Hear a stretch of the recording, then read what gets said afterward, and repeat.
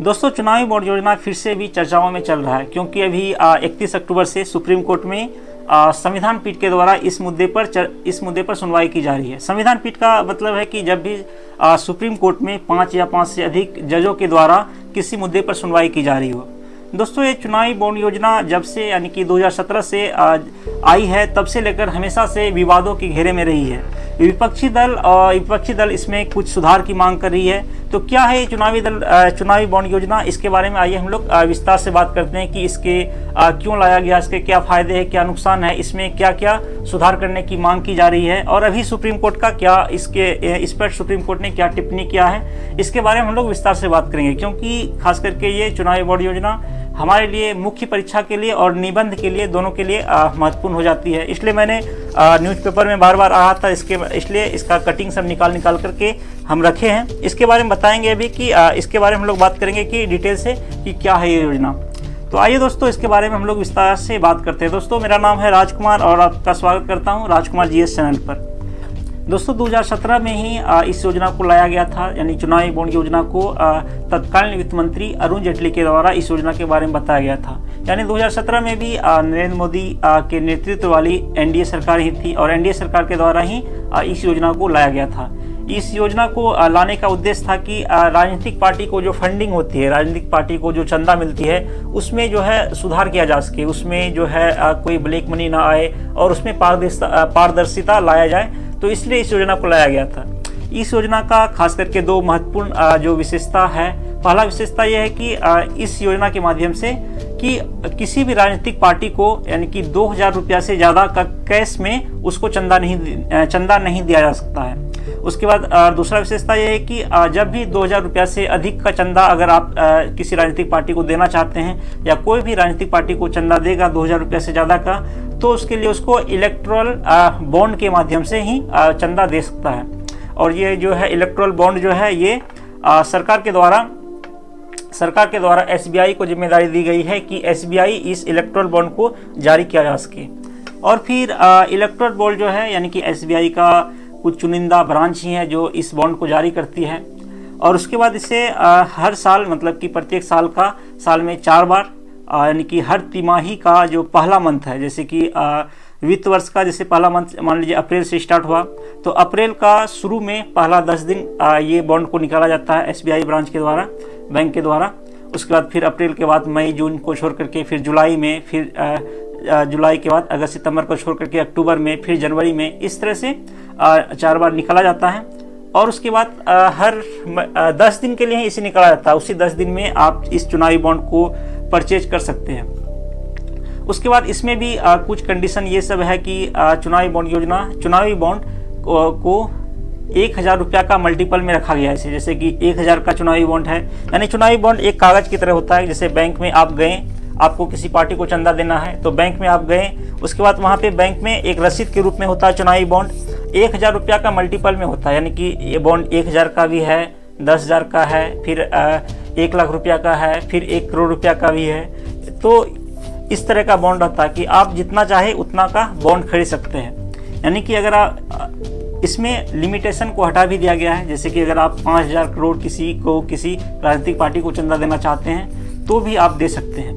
और इसमें जो पहला रूल नियम था कि 2000 रुपया से ज़्यादा का कैश आप ना ही पार्टी को दे सकते हैं, और इसमें भी चुनावी बॉन्ड को खरीदते समय बैंक से, इसमें भी आप उसको जाकर के कैश के माध्यम से चुनावी बॉन्ड नहीं खरीद सकते हैं। आप अपना अकाउंट से या ऑनलाइन से पेमेंट कीजिए, उसके बाद वहाँ से चुनावी बॉन्ड खरीदिए। बॉन्ड खरीदने के बाद आप घर जाइए, और फिर है इस चुनावी बॉन्ड को जो भी राजनीतिक पार्टी को, अपना पसंदीदा राजनीतिक पार्टी को देना चाहते हैं ये बॉन्ड, तो उस राजनीतिक पार्टी को आप ये बॉन्ड दे सकते हैं। उस पार्टी को देने के बाद उसके बाद फिर से कंडीशन यहाँ है कि 15 दिन के अंदर में ही, यानी कि जब आप बॉन्ड खरीदें, उसके बाद जब बॉन्ड लेकर गए, तो इसके 15 दिन के अंदर में ही राजनीतिक पार्टी उस बॉन्ड को फिर से बैंक लेकर आएगी, और बैंक के माध्यम से जितना रुपया का बॉन्ड है वो रुपया फिर राजनीतिक पार्टी के खाते में ट्रांसफ़र होगी। तो ये सारा मामला था इसका, ये दोनों विशेषता थी इसकी। तो ताकि इसमें पारदर्शिता आए उसके बाद साथ ही साथ एक चीज़ यहाँ और भी है कि जो इस बॉन्ड को खरीदेगा, जो राजनीतिक पार्टी को चंदा देगी, तो उसका जो है नाम को उजागर नहीं किया जाता है, उसका नाम और उसके बारे में जो है जो भी जानकारी हो उसे गुप्त रखा जाता है, गुमनाम रखा जाता है। और यही बात जो है, यही सबसे बड़ी जो है कि अभी विवाद का मुद्दा बना हुआ है। दोस्तों इसमें विवाद के और भी कई कारण हैं, जैसे कि पहला कारण तो ये हुआ कि इसमें व्यक्ति का नाम को गुमनाम रखा गया है, उसके बारे में बताया नहीं गया है, यानी कि वो जो डेटा है वो सिर्फ और सिर्फ बैंक के पास है, SBI बैंक के पास है और उसे पब्लिकली नहीं किया गया है। उसके बाद दूसरा है कि इसमें लिमिटेशन नहीं है, कि पहले लिमिटेशन था कि जितना नेट इनकम है, जितना आय है, आय का 1% ही आप किसी राजनीतिक पार्टी को दे सकते हैं चंदा। लेकिन अब जो है लिमिटेशन हटा दिया गया है कि आप जितना चाहें, जितना राजनीतिक पार्टी को चाहें उतना चंदा दिया जा सकता है। तो दूसरा विवाद का कारण ये था। और तीसरा विवाद का कारण ये है कि जो जैसे कि SBI सरकारी बैंक है और सरकारी बैंक है, SBI के पास हर पार्टी का, यानी कि कौन कौन पार्टी को किसने किसने चंदा दिया, ये सारी की सारी जानकारी SBI बैंक के पास है, ये सारा डेटा। और जो है SBI बैंक सरकारी बैंक है और तो सरकार चाहे तो इस डेटा का गलत उपयोग भी कर सकती है। जैसे कि सरकार अगर इस डेटा का सरकार इस डेटा के बारे में देखेगा कि हाँ कि कोई और पार्टी है, कि मान लीजिए कि कोई अदर पार्टी है, तो सत्ताधारी पार्टी चाहेगा कि इस डेटा का उपयोग करके किसी और पार्टी को जो चंदा दे रहा है तो उससे चाहे वो बहला फुसला के हो, फिर या फिर उसके ऊपर दबाव देकर हो, प्यार मोहब्बत से हो, जैसे भी हो, ऐसा कर सकती है कि वो अपना पार्टी में चंदा देने के लिए उसे विवश कर सकती है, या फिर उसे जो भी हो उसे विवश कर सकती है या फिर उसे मना सकती है। तो ये इस डेटा का गलत यूज हो सकता है। तो एक विवाद का मुद्दा ये भी है। और चौथा विवाद का मुद्दा यहाँ आ जाती है कि आर्टिकल 19 में, कि जैसे आर्टिकल 19A के तहत जो है राइट टू नो दिया गया है कि कोई भी चुनावी मामला के संबंधित जो भी चीज़ें हैं वो आप जानने का अधिकार है, कि उसके बारे में आप पूछ सकते हैं चुनाव आयोग से, उससे वो जानकारी चुनाव आयोग आपको देगी। उसके बाद इसमें भी आर्टिकल 19 में भी आ जाती है कि राइट टू इन्फॉर्मेशन, कि आप जो सरकार से जो भी सूचना लेना चाहें तो ले सकते हैं। लेकिन इस मामले में इस चुनावी फंड जो योजना है, इसके कारण जो है इसमें सरकार ये मौलिक अधिकार जो है आर्टिकल 19 ये नहीं देना चाहती। यानी कि सरकार कहती है कि नहीं, इस मामले में जनता को, लोगों को ये इन बातों को जानने का अधिकार नहीं है।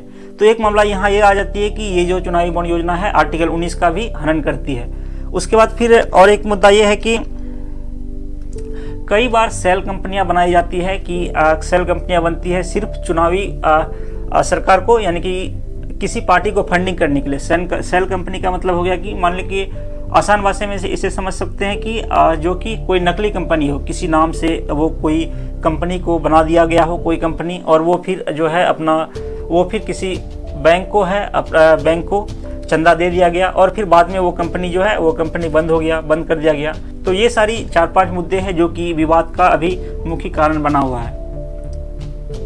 दोस्तों एक प्रश्न यहाँ ये आता है कि कोई भी कॉरपोरेट कंपनी हो या कोई भी जो है बड़ा व्यापारी हो, वो कोई किसी भी पार्टी को इतना ज़्यादा करोड़ों में, 100 करोड़, 1000 करोड़ इतना ज़्यादा चंदा क्यों देना चाहती है, क्यों देती है? तो इसके पीछे दोनों का फायदा होता है। क्योंकि अगर जैसे कि कोई पार्टी जो है, मान लीजिए कोई अभी सत्ताधारी पार्टी है, वो उसके अधिकार में रहता है, यानी कि जो भी कानून है, कानून प्रशासन है, जो भी चीज़ें हैं तो उसके हाथों में रहती है। तो कंपनियों को, बड़े बड़े कंपनियों को, व्यापारियों को जो है व्यापारिक लाभ हुआ, औद्योगिक लाभ हुआ और कानूनी लाभ हुआ, ये सारी चीज़ें कंपनियों को दिया जाता है कि सरकार के द्वारा या फिर जो भी कोई पार्टी की सरकार हो, उस राज्य में हो या केंद्र में हो, और इसके बदले में जो है कॉरपोरेट कंपनियां हो, वो फिर राजनीतिक पार्टी को जो है बड़े बड़े अमाउंट में उसे चंदा देती है। तो इस प्रकार से यहाँ पे दोनों का फायदा होता है। दोस्तों ये मामला 2019 में भी सुप्रीम कोर्ट पहुंचा था। सुप्रीम कोर्ट में इस पर सुनवाई हुई थी और फिर सुप्रीम कोर्ट में सुप्रीम कोर्ट ने इस योजना पर जो है रोक लगाने से इनकार कर दिया था और कहा था कि ये काफ़ी महत्वपूर्ण मुद्दा है और इस मुद्दे पर गहन से चर्चा होगी।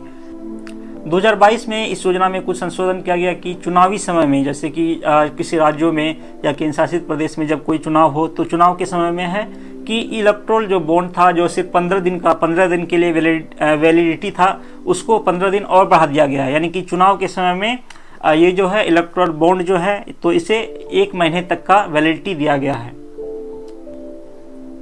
दोस्तों, चुनावी बॉन्ड योजना के बारे में सुप्रीम कोर्ट में अभी सुनवाई चल रही है। सुप्रीम कोर्ट ने जो है 5 सुझाव दिए हैं।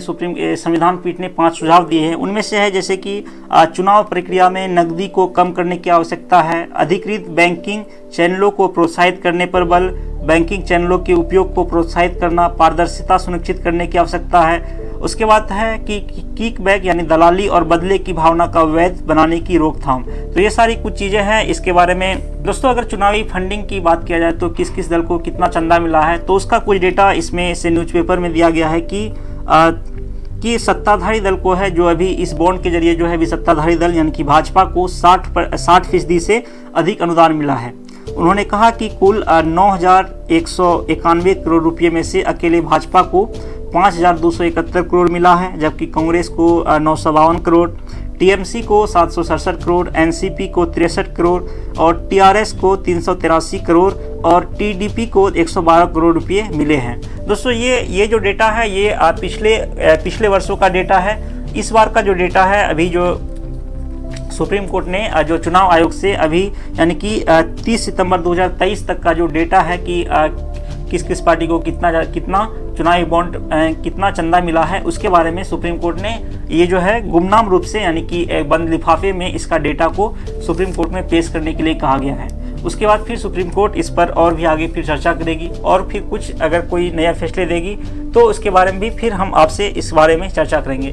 दोस्तों, ये थी चुनावी बॉन्ड योजना। दोस्तों, इसमें सरकार का पक्ष ये है कि अगर चुनावी बॉन्ड योजना में जो भी चंदा देता है उसका नाम को अगर उजागर किया जाए तो उसके लिए वो चीज़ें खतरा हो सकती है, ऐसा सरकार का कहना है। दोस्तों, ये थी चुनावी बॉन्ड योजना के बारे में जानकारी। इसके बारे में आपकी क्या राय है, आप क्या सोचते हैं, कमेंट सेक्शन में ज़रूर बताइएगा। दोस्तों, ये न्यूज़पेपर में और भी कई चीज़ें दिया गया है। इसका फ़ोटो आपको हम जो है टेलीग्राम चैनल में डाल देंगे। नीचे डिस्क्रिप्शन में टेलीग्राम का लिंक दिया हुआ है, आप ज्वाइन कर सकते हैं। मिलते हैं दोस्तों आपसे फिर अगले वीडियो में, तब तक के लिए शुक्रिया, धन्यवाद।